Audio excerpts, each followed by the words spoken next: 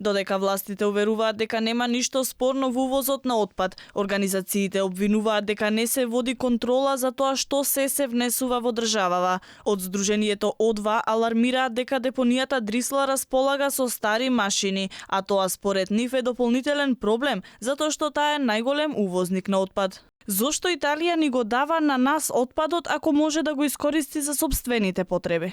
Па да, тоа е веројатно прашање кое што треба да го одговорат надлежните институции, заради тоа што точно е дека постои отпад кој што може да се рециклира и повторно да биде ставен во употреба, но ова што ние го увезуваме и која што со години очигледно на мала врата поминувал во нашата земја без никакви контроли и без никаков строг надзор за тоа каде се употребува, како се употребува и што впрочем се внесува во државата, тоа е надзор од било каков здрав разум. Сдруженијата алармираат дека поради немањето механизми за справување со отпадот потребна е итна забрана за увоз на каков било отпад од странство.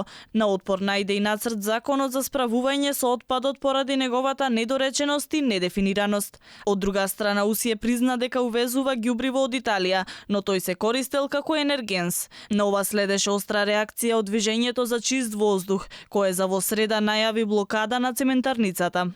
Конечно, додека власта уверува дека отпадот што се увезува не е опасен и се користи како енергенс, во јавноста се поставува логичното прашање: зошто Италија ни го дава на нас ако може да го користи за сопствени потреби?